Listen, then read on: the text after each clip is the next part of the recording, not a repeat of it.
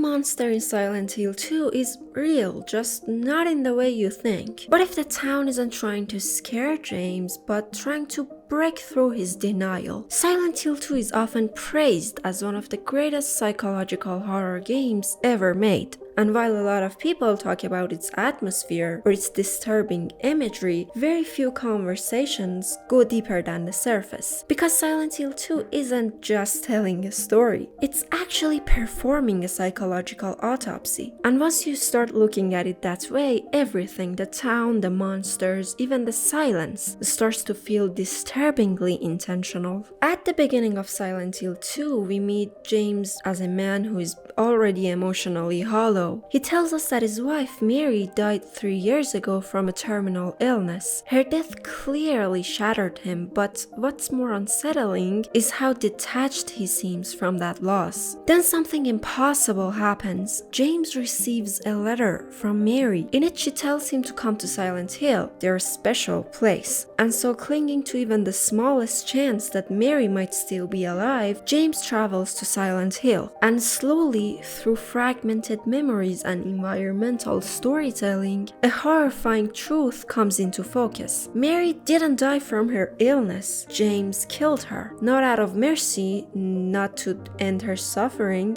but because of a deep unresolved hatred that had been growing inside him. Silent Hill 2 is built entirely around uncertainty. From the very first moment the game asks questions it refuses to immediately answer. Questions about reality, memory, and identity. In fact, the story begins with a mystery so simple and so powerful that it drives the entire narrative. If Mary has been dead for 3 years, then who sent the letter? That single question pulls both James and the player forward. And because of it, Silent Hill immediately feels wrong. Not in an exaggerated supernatural way, but in a quiet, suffocating, psychological way. Nothing in Silent Hill 2 feels random. Every line of dialogue is measured. Every interaction is deliberate. Every environmental detail is in fact symbolic. This world doesn't behave like reality, it behaves like a dream, or more accurately, a nightmare shaped by guilt. Despite how unreal it feels, Silent Hill is not an illusion. The town physically exists. We notice from documents, photographs, and historical records scattered throughout the place. Silent Hill has a past, it has a structure, it has a history. But here's the key difference. Silent Hill doesn't show everyone the same reality. What the town reveals depends entirely on the person walking in it. Imagine a place where your unresolved emotions, your guilt, your trauma, your suppressed desires suddenly take physical form, where the things you refuse to confront step out of your unconscious and stand directly in front of you. That's what Silent Hill actually does. It isn't just a town full of monsters, it's a mirror, and the reflection is only as horrifying as what you've buried inside yourself.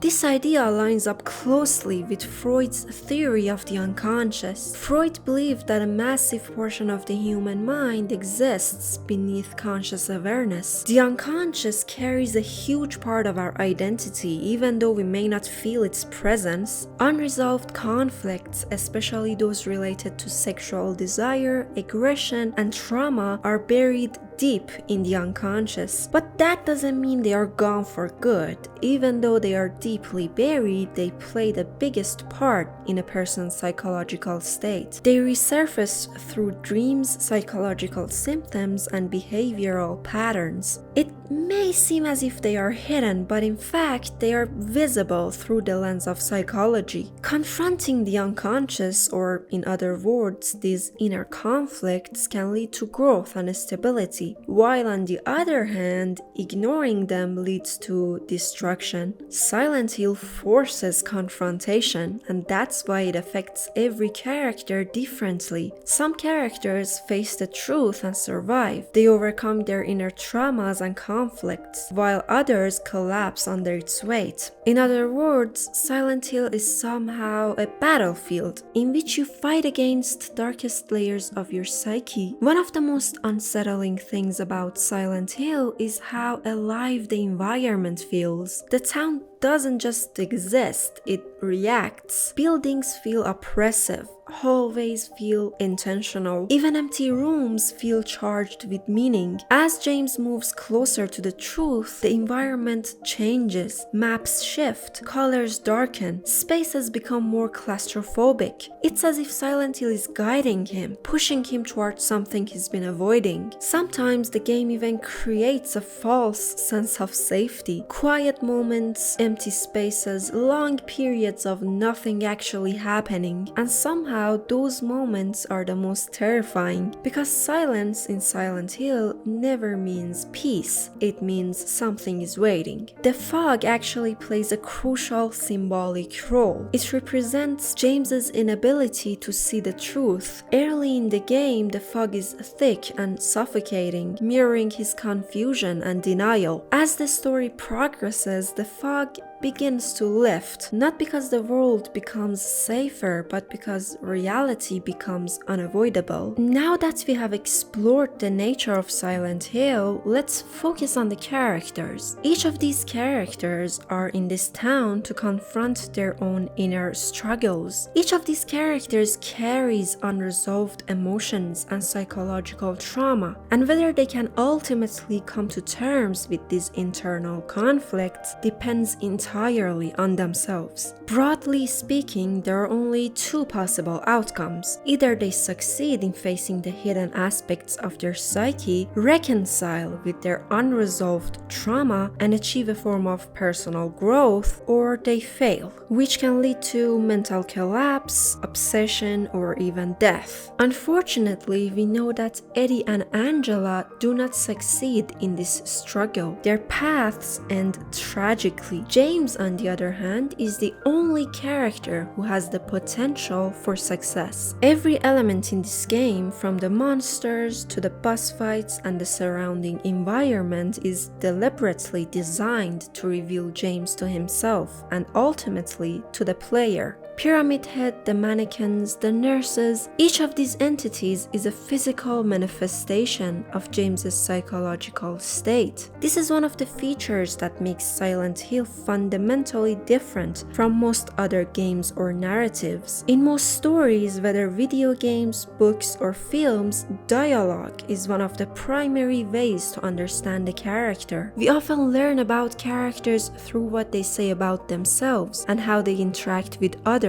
But James is kinda different. What makes James stand out, both within this game and in comparison to protagonists of other games, is how rarely he talks about himself. In nearly any situation, outside of very specific circumstances, James almost never makes direct references to his personality, his past, or his feelings. In other words, he's an extremely reserved character. He exhibits a kind of emotional numbness. He does not discuss himself. And for most of the game, he barely reacts to anything in a visible or vocal way. He acts carefully calculated and calm. He seems almost detached. This in itself reveals a great deal. The traumas James has endured, along with the emotions buried deep in his unconscious, have essentially shaped him into a man who appears emotionally flat. The only time James shows any real emotional response is when he encounters someone who resembles his late wife. Typically, in games or stories, we understand characters from the outside in. Through their actions and dialogue, we understand their mental state. In Silent Hill 2, however, the player gains an understanding of James's psyche and unconscious through the symbols and elements embedded in the environment. And only near the end of the game does the full extent of his actions and their consequences become clear. I call this understanding from the inside out. We are given insight into James's mind from the beginning, and gradually we see how his thoughts and feelings translate into real-world actions. This is a rare narrative pattern, and it's executed perfectly in the this game. Now, let's discuss a psychological theory that is applied brilliantly in Silent Hill 2, Freud's repression theory. According to this theory, when people experience extreme trauma that their conscious mind cannot process, the psyche automatically intervenes. The mind unconsciously transfers extremely painful and damaging memories from conscious awareness to the unconscious to protect the individual and allow them to continue living. Examples of such memories include sexual or physical abuse during childhood, severe violence, near-death experiences, war, and the loss of a loved one. The mind can even repress actions we ourselves have taken that are damaging or traumatic. This level of self-directed gaslighting is only possible because of the unconscious mind's complex protective mechanisms. For James, this theory is central. After killing his wife Mary, he cannot confront the truth that he himself ended her life, an act he committed not out of mercy but because of his own deep-seated resentment. On top of this, the time that Mary spent battling illness and dependency on medication were extremely difficult for him. As a result, James has forgotten much of what actually happened. Memory repression works exactly like this. If James had tried to face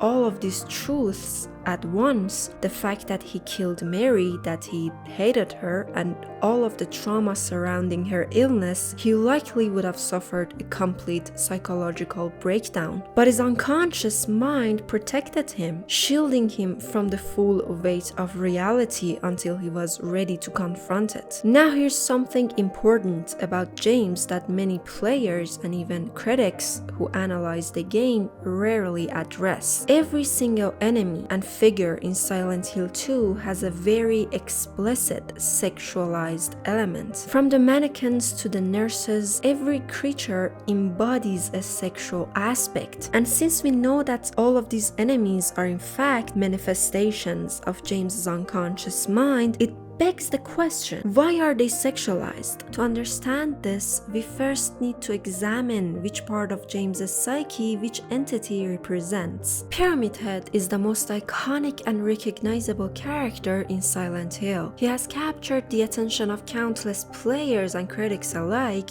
both in the original game and the remake. And this is not by accident. Every aspect of his design, from his appearance to the way he moves and interacts with the player, is carefully crafted. Pyramid Head is designed very differently from typical chaser enemies in other games. Take for example Mr. X in Resident Evil 2. These are relentless pursuers and their behavior is largely robotic. They follow the player and attack without any apparent consciousness. Pyramid Head, however, is fundamentally different. He has what feels like a personality. His appearances are purposeful. He doesn't constantly stalk James, nor does he occupy every part of the map. He appears rarely, but his impact is far greater. Most importantly, Pyramid Head exhibits intentional actions. It seems to make decisions, to have awareness of its surroundings. This conscious element makes him significantly more terrifying than a mindless pursuer. It's crucial to remember that despite his terrifying presence and apparent independence, Pyramid Head is still a part of James's unconscious mind. He is what we can call a manifestation of James's guilt and shame. But beyond that, Pyramid Head represents something even more fundamental: James's lust and sexual drive. In other words, the strongest, most overpowering motivation for many of James's actions, from resenting Mary to ultimately killing her, stems from sexual desire. Pyramid Head becomes the most dominant, almost invincible force within James's unconscious, even taking control of his experience in Silent Hill. This illustrates a critical point. The strongest emotional conflict in James' psyche is guilt, shame, lust, and sexual desire. Let's put Pyramid Head aside for a moment and look at the mannequins. These enemies usually hide in the dark corners, remaining motionless until a flashlight reveals them. If James gets too close without noticing them, they struggle strike with a surprise attack. The mannequins are extremely sexualized. Their entire form consists of two conjoined female lower bodies. In art and symbolism, the female lower body can carry several meanings. Most fundamentally, it is associated with fertility and birth. In ancient cultures, the female pelvis symbolized the womb, the earth, productivity, and the continuation of life. In many other sources, the female lower body is also seen as a symbol of unconscious desires. In general symbolic terms, the upper body represents consciousness, intellect, and awareness, while the lower body represents instinct, bodily urges, and the unconscious mind. So when we look at the mannequins, we see a clear visualization of the unconscious sexual and instinctual aspects of James's mind, raw, fragmented, and unresolved. If we examine these symbols through the lens of Jungian archetypes, we arrive at an important insight. In the male psyche, the female lower body represents a very specific manifestation of the anima, not the romantic or spiritual anima, but the purely physical and instinctual one. The anima is one of the core archetypes centered around the idea of femininity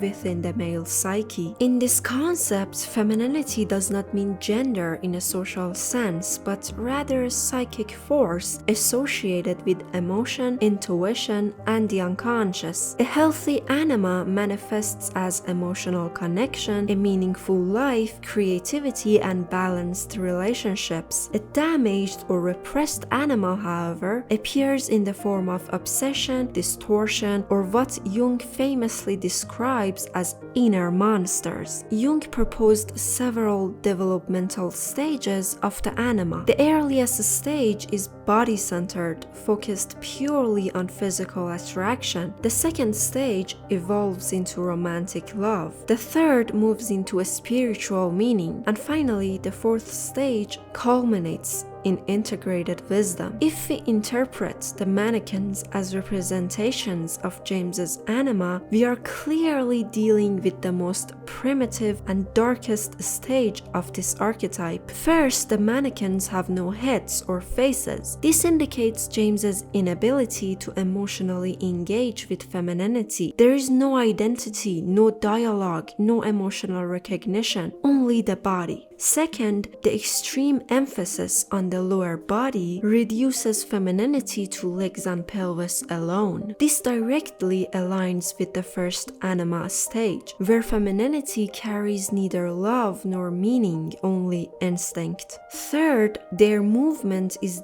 deeply unsettling, mechanical, erratic, and unnatural. This reflects an anima that has been pushed into the shadow, neither fully alive nor fully dead. Finally, if you pay close attention to how the mannequins move, you'll notice something crucial. They simultaneously attract and repel. Their motion suggests both rejection and approach at the same time. This is the defining characteristic of a repressed anima. In other words, within James's psyche, we are dealing with the suppression of anima, or in other words, with the suppression of emotions and romantic love. So where does this suppressed anima manifest most clearly in James's personality? The answer is closely tied to another character, Maria. Maria is a perfectly customized, reconstructed version of Mary within James's mind. She's not Mary as she was, but Mary as James wanted her to be. Through Mary's monologues and letters throughout the game, we learn critical details. After becoming ill, Mary grew increasingly angry and emotionally unstable. She lashed out at those closest to her, especially James.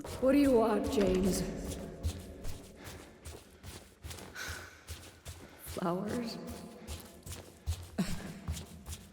I don't want any damn flowers. Just go home already. Look at me.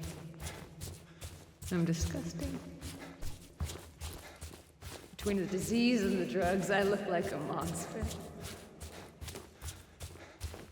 Well, what are you looking at? Get the hell out of here. Leave me alone already. I'm no use to anyone. I'll be dead soon anyway. It'd be easier if they just killed me. But I guess the hospital's making a nice profit off of me. Now imagine this situation. You're expected to stand by your spouse during severe illness. You're already carrying an immense burden of responsibility and sacrifice. Yet the very person you're caring for projects their anger, pain, and frustration onto you, treating you harshly, offering no appreciation, no emotional warmth. On top of that, James was forced to suppress his sexual desires for 3 years. How could he even speak about intimacy with his terminally ill wife? And even if he tried, Mary, given her psychological state, would reject him. This complete collapse of emotional, physical, and sexual connection is what ultimately destroyed their relationship, resulting in James developing a hatred towards his ill wife. For years, the person James was in a relationship with was not only physically ill, but psychologically unstable. Someone who offered him neither affection nor emotional intimacy, nor physical or sexual connection. What James's unconscious does through Maria is a direct psychological response to his deprivation. As mentioned earlier, Maria embodies everything James wanted but never had. She's seductive, well-presented, openly expressive of her attraction to James. Maria clearly shows interest in him. She has an attractive and, most importantly, healthy body. Maria is the version of Mary James desperately wished for. In psychoanalysis, this connects directly to the concept of the object of desire. According to Freud, sexual desire and fantasy are inseparable. The object of desire is the person or thing through which unconscious seeks fulfillment. And this is the key point. Maria is not just any woman, she's the complete embodiment of James's desire for fulfillment. There's this specific scene where Maria is tired and she wants to rest. We are now gonna watch it together, and I want you to pay close attention to her words and how she communicates with James.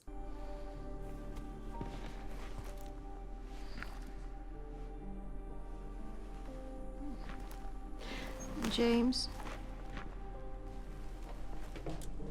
thanks for checking up on me.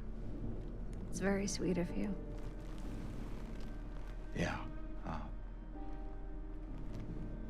Get some rest. I'll be back soon. As you can see, Maria appreciates the fact that James checks up on her and takes care of her. Compare that to Mary's monologue. Mary doesn't really want James to visit her at the hospital, and that's why Maria is the object of desire. All you care about is that dead wife of yours. You couldn't care less about me, could you? No, I just... Then stay with me. Don't leave me alone again. You're supposed to take care of me.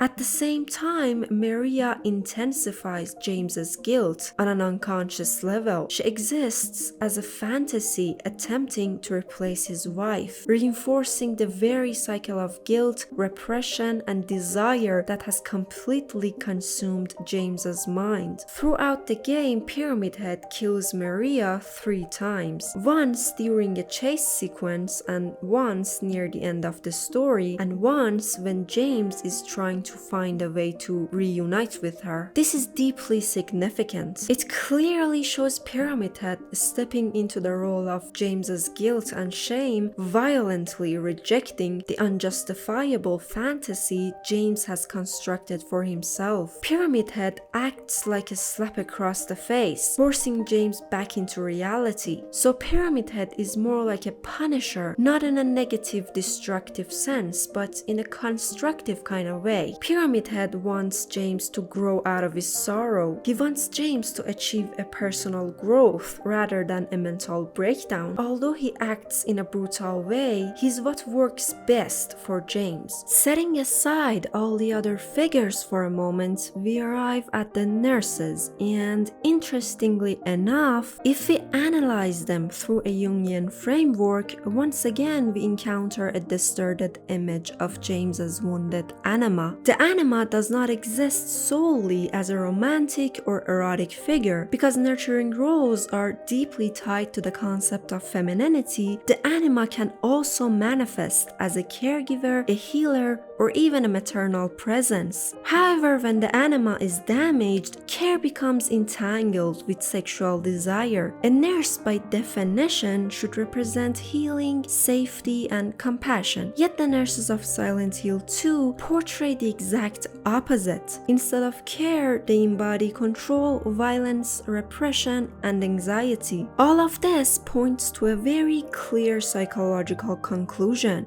James is unable to experience feminine care without guilt, threat, or sexual tension. When we look at James's unconscious as a whole, it is through the combination of all these elements that his internal world becomes readable. Believe it or not, nearly every scene and every visual element in this game can be analyzed through this same lens. However, the scene I find most compelling to discuss is the one where Pyramid Head seems to be assaulting the mannequins. Given everything we've established so far, what does this scene actually represent? If we consider the mannequin as a symbol of James's fragmented anima and Pyramid Head as the manifestation of raw male sexual drive, then this assault symbolically shows the shadow masculinity committing violence against a shattered anima. Here, sexual desire no longer seeks connection or intimacy. It transforms into domination and punishment. This scene is not an expression of pleasure, it is a manifestation of hatred toward desire itself, of guilt, and of James's complete inability to form a humane, healthy relationship with the feminine within him. As long as James is driven by a chaotic sexual force while simultaneously craving punishment and drowning in guilt, Pyramid Head must exist. But the moment these internal conflicts are resolved, Pyramid Head loses his purpose and ultimately he takes his own life. And this is exactly why I believe there will never be another game like Silent Hill 2. Not because of its monsters, not even because it's scary in the traditional sense, but because Silent Hill 2 dares to turn the player inward. It doesn't ask you to survive the horror, it asks you to understand it. Every enemy, every environment, every unsettling moment isn't there to challenge your reflexes, but to confront you with the parts of the human psyche we usually try to ignore. Guilt, desire, shame, repression, trauma. This game doesn't explain these things to you directly. It lets you feel them first and only later understand what they actually meant. Most games tell their stories from the outside in. Silent Hill 2 does the opposite. It builds meaning from the inside out,